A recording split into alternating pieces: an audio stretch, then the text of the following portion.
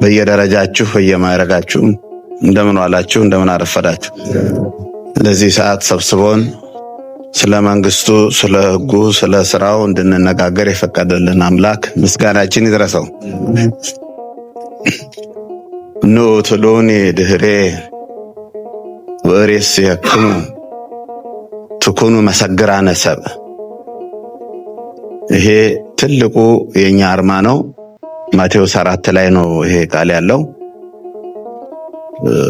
ጸሎተ ሐዋርያት ውስጥ ነው ያለው። ይሄ በወንዙ በኩል በገሊላ ባህር በኩል ሲያልፍ አሳቸውን ያጠምዱ የነበሩት ቅዱሳን ሐዋርያት የተጠሩበት ጥሪ ነው። በኋላዬ ተከተሉኝ፣ ሰው የምታሰግሩ ሰው የምታጠምዱ አደርጋችኋለሁ። ይሄ እስከ ዓለም ፍጻሜ ከእናንተ ጋር ነኝ ያለው አምላክ ይሄ ጥሪ በእኛ ላይም አሁን አለ። ቤተክርስቲያን የምናገለግለው በዚህ ትእዛዝ መሰረት ነው። አልፎ ተርፎ ምንድነው ልዩ ነው። መሰግራነ ሰብእ፣ ሰው የምታጠምዱ ሰው የምታሰግሩ በጎች የምታጠምዱ አደርጋችኋለሁ። ይሄ ትልቅ ጥሪ ነው። ከባድ ጥሪ ነው። አስጠያቂም ነው ይሄ ነገር። እናሳ ባጭሩ ጊዜያችን እንዳንወስድ ሐዋርያት በዚህ ጥሪ መሰረት ተጉዘውበታል፣ ሄደውበታል። እንቅፋት የመታቸውም አሉ። በመሃል ዶሮ ሳይጮህ የተባለ ብዙ ነገር በሰው ሕይወት ውስጥ ይገጥማል። መቼም እንዳማረብን መኖር በጣም ከባድ ነው፣ አይገኝም። እስከ መጨረሻው የሚያምርለት የሚያምርበት ሰው እግዚአብሔር የባረከው ነው፣ ውጤታማ ይሆናል። እና ይሄ እንዲህ ተጠርተው እንዲህ አገልግለው እንዲህ ተሰይመው ፈተናዎች መከራዎች በውስጣቸው ነበሩ። እና ይህ የኛ ነው እንግዲህ አሁን ወደኛ ተላልፏል፣ እኛ ጋር ደርሷል ይሄ ትእዛዝ። ሰው የምታሰግሩ በቃ ቅድም እንደተባለው አሁን ምንድነው በጣም የሚያም ነገር አለ። ሐዋርያት አንድ ጊዜ ለማስተማር ሄደው ከነሱ ጋር የማይማር የማያውቁት ሰው አገኙና እንደውም ጋኔን ሲያስወጣ ነው የያዙት። ተባርበው ይዘው ወደ ጌታ ይዘውት መጡ እኮ። አያውቁትም፣ ስለማያውቁት ነው። ማናውቀው ምዕመናን የማያውቁት ሰው ሄዶ ሰበከ የሚባል ስለሰማን ነው። በእኛ ለቅሶ ላይ ይሄ ከባድ ተልእኮ ነው፣ ኃይለኛ ተልእኮ ነው። እዛ ውስጥ አሁን ብናስተምራቸው ኖሮ እኛ ጋር አታስተምርም የሚል ምላሽ ሰጪ አካላት ይፈጠሩ ነበረ። ስላላደረግን ነው። ምዕመናኑ ራሳቸው በሐዘን አጽናኝነት በተለያየ መልኩ የነሱ ፈታኝነት በተለያየ መልኩ ነው። እኛ ግን ያቺው መድረክ ላይ ያዙኝ ልቀቁን ብለን በቃ እንጨርሳለን፣ በዚህ ህዝቡን መጠበቅ እንችላለን ወይ በሚል ርዕስ በመጣ ነው ይሄ ዝግጅት የመጣው ማለት ነው። ዲያቆን ያረጋል ሰባኪ በ40 እና በ30 ደቂቃ ስብከት ይሄን ህዝብ ልናድነው ልንይዘው አንችልም ብሏል። ትልቅ መልእክት ነው ይሄ እና ይዘውት መጡ። በሌላ መልኩ አንደኛ ቅናታቸው ጥሩ ነው፣ ደስ ይላል። አናውቀውም፣ ይሄንን በስምህ ጋኔን ሲያስወጣ ሲያስተምር ያዝ ነው፣ ጥሩ ነው። መንፈሳዊ ቅናት ነው ይሄ፣ ጥሩ ነው፣ ተፈላጊ ነገር ነው። በሌላ መልኩ ደግሞ ስናየው እነሱ ብቻ የእግዚአብሔር ሰራዊት እንዳልሆኑ ጌታ ደግሞ ነገራቸው። እዛው የማይቃወመን ከኛ ጋር ነው፣ ተውታል። እነሱ ያውቁም፣ እሱ ያውቀው ነበረ ማለት ነው። እንደነ ኒቆዲሞስ የማታ ተማሪ ልዩ ነበርና እሱ ያውቀዋል፣ እነሱ ግን አላወቁትም። መንፈሳዊ ቅናቱ ግን የሚደገፍ ነው። አናውቀውም፣ በስምህ ይሄን ሲሰራ ያዝ ነው ይሄውል ብለው ይዘውት መጡ። ይሄን ልናረግ እኮ ያስፈልጋል እኮ፣ ይሄ ያስፈልጋል።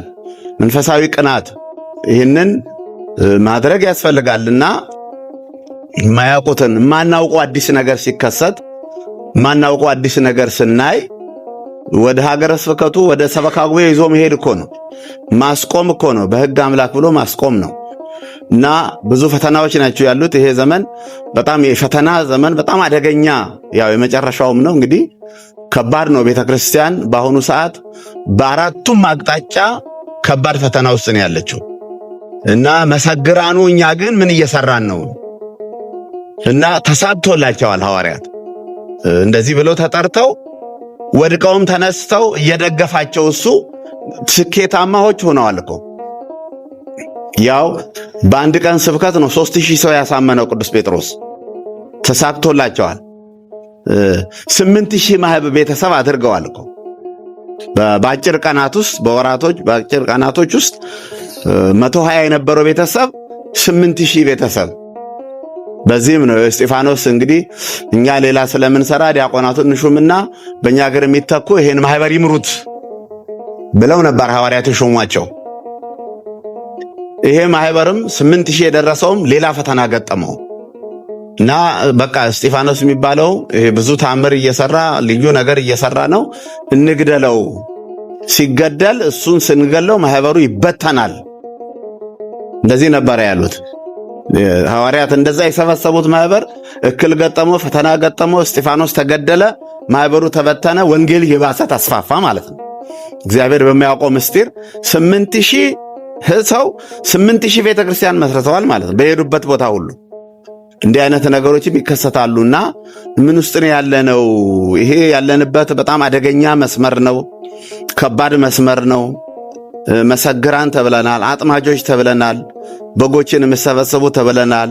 ደማቸውን ሁሉ ደግሞ በብሉይ ኪዳን ደማቸውን ከእናንተ እጅ እፈልጋለሁ፣ ለነቢያትም ለሐዋርያትም የሚሆን ነው። ይሄ ደማቸውን ከእናንተ እፈልጋለሁ። እውነቱ ነው። አሁን እኛ እኮ ዛሬ በጎቹን ስጋቸውን እየበላን ነው። ገንዘባቸውን መብላት ማለት ስጋቸውን መብላት ማለት ነው። አዎ ቤተ ክርስቲያን የሚያንቀሳቅስ በአሁኑ ሰዓት የህዝብ ገንዘብ አይደለም እንዴ?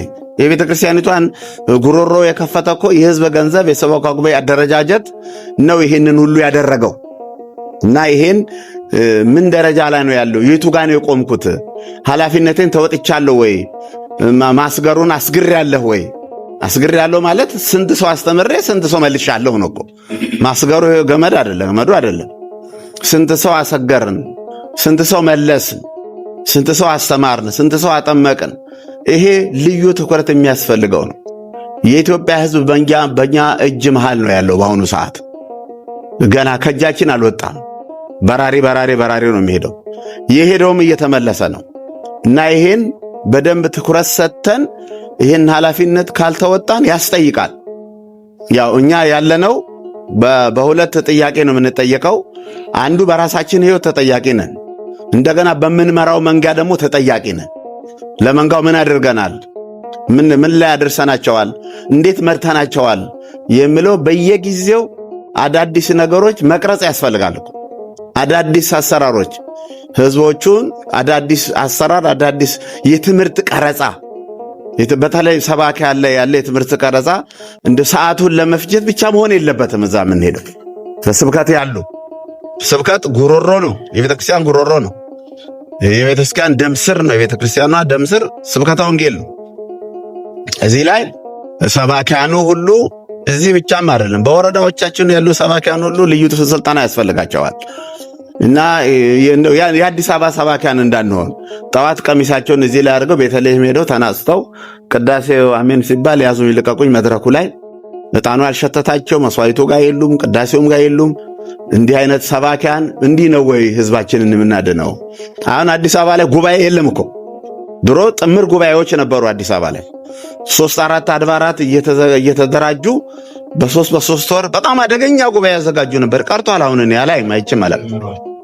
እንደገና እንጃ እንግዲህ በጣም እነዚህ ብዙ መናፍቃንን እንዲተፉ ያደረገ እንዲወጡ ያደረገ ጉባኤ፣ በጣም ከባድ ጉባኤ ዮሴፍ አካባቢ የተደራጀ ነበር። የወጣው ክፉ ሰባኪ በጣም ተደራጅቶ ነበረ። ያ በዚህ እንደዚህ አይነት ጉባኤ ያዘጋጁ ነው። ከመሃል ብሔረ ጽጌ ማርያም አስወጡትና ወደ ደብረ ዘይት መንገድ አስወጡት በዮሴፍ በኩል። እንደዚህ አይነት ነገሮች አሉ እና ስራችንን ትኩረት ልንሰጠው ይገባል። ቀልድ መስሎ እንዳይታየን።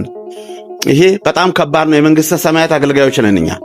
የቤተ ክርስቲያኒቷ የመንግስተ ሰማያት አገልጋዮች አንቀሳቃሾቹ ስልጣኑን ወውሃቦሙ ስልጣነ ዘከማሁ ነው የተባለው።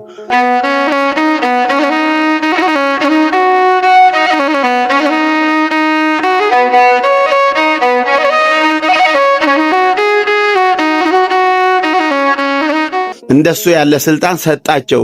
ይሄ ለኛም ነው እና ይሄንን በደንብ አድርገን ኃላፊነታችንን በትኩረት እንድንወጣ። ይሄ ደግሞ ብዙ ፈተናዎች ደግሞ በቤተ ክርስቲያናችን ውስጥም ፈተናዎች አሉ። ደግሞ አሁን ብዙ ፈተናዎች ከኛ ውስጥ ደግሞ እየገጠሙን ነው። እነዚህንም እንዴት ነው የምንከላከለው? እንዴት ነው መስመር ውስጥ የምናስገባቸው? የቤተ ክርስቲያን ከኛ ጋራ እያስቀደሱ እየቀደሱ የሚቃወሙን አካላት ተፈጥረዋል። ይሄ ሁሉ ብዙ ነው ዘርፉ፣ በጣም ከባድ ነው። ዛሬ ይሄ የምርምር ዘመን ነው።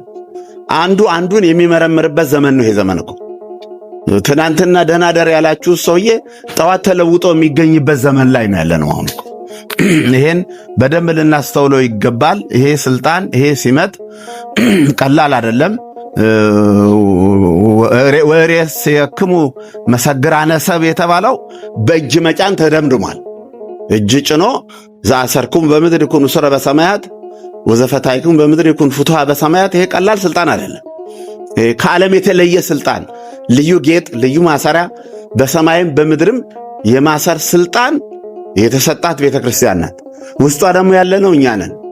አሁን እንደ ተሳስቀን በቀልዳው እኮ እንዲህ አድርጓል፣ ሀገረ ስብከቱ እንዲህ አድርጓል። የሚገርም እኮ ነው፣ በጣም ግሩም እኮ ነው ተባብለን የምንለያየው አይደለም። እያንዳንዳችን ተጠያቂ ነን። ይሄ ተጠያቂነት ደግሞ ሩቅ አይደለም፣ ሩቅ እኮ አይደለም። እንግዲህ ማሻሻል አይቻልም። እዛ እርምጃ ተወስዶብን የሐዋርያነት ዘመናችን ከተጠናቀቀ በኋላ እባክህ ተመልሼ ልስበክ ማለት አይቻልም። ተመልሼ ንስሐ ልጆቼን ላጥምቃቸው አይቻልም። ተመልሼ ንስሐ ልጆቼን ላቆርባቸው አይቻልም። አሁን ነው ባለንበት በአሁኑ ሰዓት ልንሰራው የሚገባንን ኃላፊነት ባንገባበት ጥሩ ነበረ። ገብተንበታል። ግን ህዝቡ እጃችን እየሳመ ነው። የማንም የዓለም መሪ ቢመጣ እኮ እጁን የሚስም የለም እኮ። ታዋቂ መሪዎች፣ ኃያላን መንግስታት፣ ባለ ሀብቶች፣ የበለጸጉ ብዙ ገንዘብ ያላቸው ሀገራት መሪዎች ቢመጡ የአርባ ምንጭ ላይ እጁን የሚስም የለም። አሮጌ ልብስ ብትለብሱም እጃችሁን ይስማል ቀድሳችሁ ስትወጡ። ይሄ ህዝብ የኢትዮጵያ ህዝብ ማለት ይሄ ለቤተ ክርስቲያን የተሰጠ ሀብት ነው እና ይሄ እንዳይቋረጥ፣ ይሄ እንዲቀጥል ምንድነው ማድረግ ያለብን የሚለውን ዕለት ከዕለት ልንንቀሳቀስ ልናስብበት ይገባል። ተኩላ ሞልቷል። በየአካባቢው ተኩላ ሞልተዋል። እና መንገድ ላይ ጠበቁኝ እኮ ከሚካኤል እዛ ቀድሼ ስመጣ እዚህ አደባባዩ አለች፣ እዚህ ወደ ተክለ ሃይማኖት ሜጃዋ ላይ 4-5 ሆነው ከበሮ እየመጡ ጠበቁኝ። እንትን ይዘዋል። ምንድነው ስፒከር ይዘው ማለት ነው። ስፒከር ይዘው ኢየሱስ ኢየሱስ ኢየሱስ ሄ አሉኝ። ሲያዩኝ ገና በዛ በመስኮት ውስጥ እንዲህ አይነት ክፉ ዘመን ላይ ነው ያለነው። እኛ ተሰብስበን ነው ያለነው። እኛ ደግሞ ከነሱ የበለጠ ድሉ እኮ አለን። ማህበር ቤት አለ፣ ለቅሶ ቤት አለ፣ ሰርጎ አለ፣ ብዙ ነገሮች አሉን። ብዙ እንገናኝበት ከህዝቡ ጋር። እነሱ ገበያ ላይ ወጥተው ነው እየለመኑ ያሉት። ብዙ የሚያገናኘን ነገር አለ ከህዝቡ ጋር። እዛ ላይ ጠንካራ ትምህርት ማዘጋጀት። አሁን ይሄ ዝግጅት ብቻ አይደለም፣ ለሰባኪያኑ ጠንካራ ትምህርት አሰጣጥም ማዘጋጀት ይኖርበታል። ሀገረ ስብከቱ አመራር መስጠት፣ ዝግጅት ካለበት ልምድ ካላቸው ሰዎች አምጥቶ ማስፋፋት ያስፈልጋልና በጣም በልዩ ትኩረት እንድታዩት ነው። አክብራቸው የመጣችሁ እንግዲህ ጥሪውን በጣም እናመሰግናለን። ስራችን ፈጻሚ ደግሞ ራሱ እግዚአብሔር ነው። ከኛ ጋራ ከገበሬው ጋር ገበሬ ነው፣ ከካህኑ ጋር ካህን ነው፣ ከዘማሪው ጋር ዘማሪ ነው፣ ከመዘምሩ ጋር መዘምር ነው። ያለሱ የሚሰራ ነገር ስለሌለ በደንብ ይህን ኃላፊነት እንድንወጣ አሁን እዚህ እንደተሰበሰብን ዛሬ ተሰብስበናል። እስከ ዛሬ ዓመት ስንት ተመዞ ከዚህ እንደሚወሰድ አናውቅም። አሁንም ጎንኛ አሁን እዛ እስካሁኗ ሰዓት በእውነ ሰዓት 4 ሰዓት ምናምን ይሆናል አሁን ይመስለኛል። እስካሁኗ ሰዓት ሰላም ነን አለን። ከአሁን በኋላ የሚፈጠሩ ነገሮችን እኛ አናውቅም። በጎ ሊፈጠር ይችላል፣ ክፉ ሊፈጠር ይችላል። በእግዚአብሔር እጅ የተያዘ ጉዳይ ነው እና እንዳንዘናጋ ነው። እንዳንዘናጋ ዝም ብሎ ተላላ ሆነን ይደርሳል በሚል አስተሳሰብ እንዳንዘናጋ ኃላፊነታችንን እንድንወጣ ነው በቤተ ክርስቲያኑ ቅድሚያ ለቤተ ክርስቲያን ነው። በቃ ከሷ የምናስበልጠው ነገር የለም።